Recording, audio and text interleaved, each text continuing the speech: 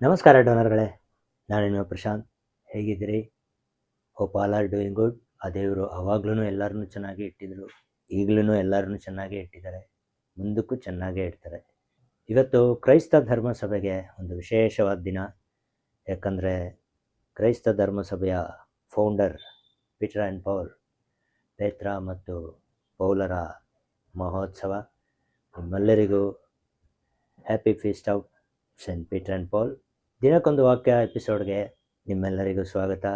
ಆಗಿದ್ರೆ ತಡ ಮಾಡಿದ್ರೆ ಇವತ್ತಿನ ಎಪಿಸೋಡ್ ಸ್ಟಾರ್ಟ್ ಮಾಡೋಣ, ಬನ್ನಿ.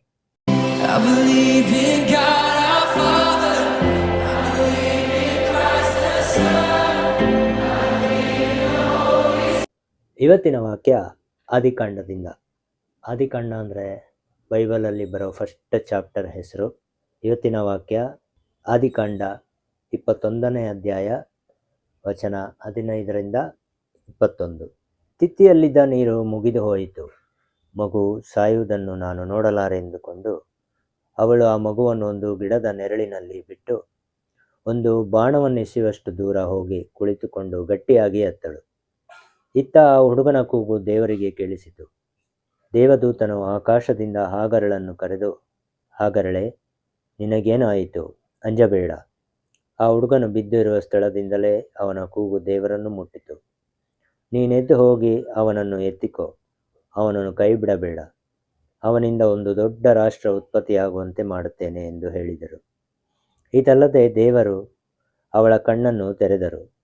ನೀರಿನ ಬಾವಿಯೊಂದು ಅವಳಿಗೆ ಕಾಣಿಸಿತು. ತಿತ್ತಿಯಲ್ಲಿ ನೀರನ್ನು ತುಂಬಿಸಿಕೊಂಡು ಹೋಗಿ ಆ ಹುಡುಗನಿಗೆ ಕುಡಿಸಿದಳು. ಹುಡುಗನ ಸಂಗಡ ದೇವರಿದ್ದರು. ಪಾರಾನಿನ ಅರಣ್ಯ ಅವನ ವಾಸಸ್ಥಳವಾಯಿತು.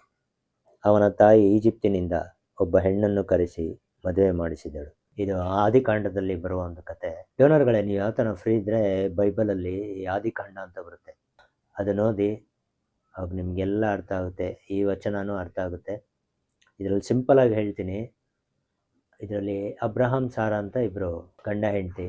ಇವ್ರಿಗೆ ಮಕ್ಕಳಿರಲ್ಲ. ಇವರು 90ನೇ ವಯಸ್ಸಲ್ಲಿ ಇವ್ರಿಗೆ ಮಕ್ಕಳಾಗುತ್ತೆ. ಆ ಮಗು ಜೊತೆ ಹಾಗರ್ ಅಂತ ಒಬ್ಬಳು ದಾಸಿ ಇರ್ತಾಳೆ.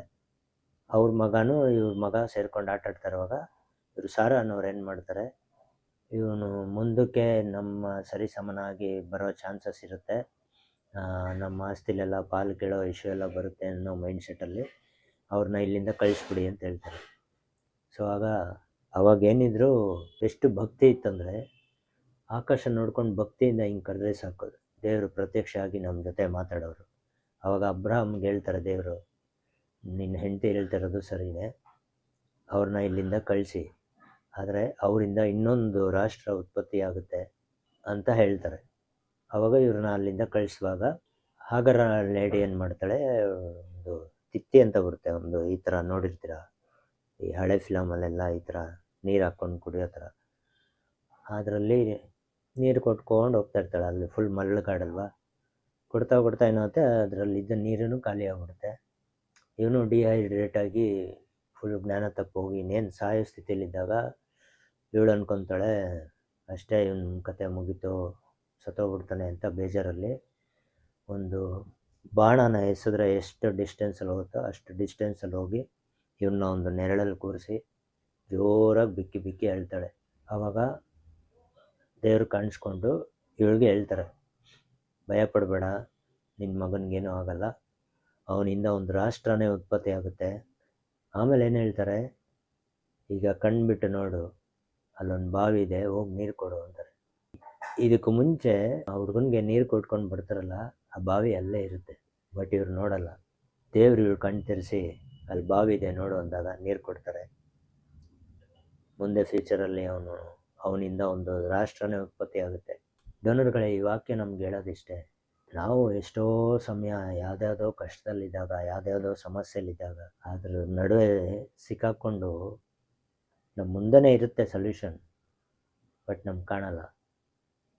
ಯಾಕಂದರೆ ನಾವು ಬರೀ ಅಯ್ಯೋ ಪ್ರಾಬ್ಲಮ್ ಬಂದ್ಬಿಟ್ಟಿದೆ, ಅಯ್ಯೋ ನನಗೆ ಹಿಂಗಾಗ್ಬಿಟ್ಟಿದೆ, ಅವನು ಬರ್ತಾನೆ, ಇವನು ಬರ್ತಾನೆ, ಸಾಲದವನು ಬರ್ತಾನೆ, ಇನ್ನೊಬ್ಬ ಬರ್ತಾನೆ, ಅದೇ ತಲೆಯಲ್ಲಿರುತ್ತೆ ಹೊರತು ನಮ್ಮ ಮುಂದೆ ಒಂದು ಸೊಲ್ಯೂಷನ್ ಇರುತ್ತೆ, ನಮಗೆ ಕಾಣಿಸೋದೇ ಇಲ್ಲ. ಯಾಕಂದರೆ ಈ ಎಲ್ಲ ಸ್ಟ್ರೆಸ್ಸು ಅದು ಇದು ಅನ್ನೋದೇನಿದೆ ನಮ್ಮನ್ನ ಬ್ಲೈಂಡ್ ಮಾಡಿಬಿಟ್ಟಿರುತ್ತೆ. ದೇವರೊಬ್ಬರಿದ್ದಾರೆ, ಅವ್ರು ದಾರಿ ತೋರಿಸ್ತಾರೆ ಅನ್ನೋದನ್ನೇ ಮರ್ತೋಗ್ಬಿಟ್ಟಿರ್ತೀವಿ. ಇನ್ಫ್ಯಾಕ್ಟ್ ಅವ್ರು ದಾರಿ ತೋರಿಸ್ತಾ ಇರ್ತಾರೆ, ನಮಗೆ ಕಾಣಲ್ವೇ?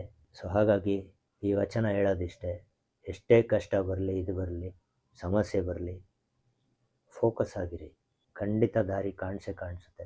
ಜನರುಗಳೇ, ಇವತ್ತಿನ ವಾಕ್ಯ ನಿಮಗೆ ಒಂದು ಸಮಾಧಾನ ತಂದಿದೆ ಅಂದ್ಕೊತೀನಿ. ಹಾಗೆ ನಿಮ್ಮ ಮನೆ ಹಾಗೂ ನಿಮ್ಮ ಮನ ಮುಟ್ಟಿದೆ ಅಂದ್ಕೊತೀನಿ.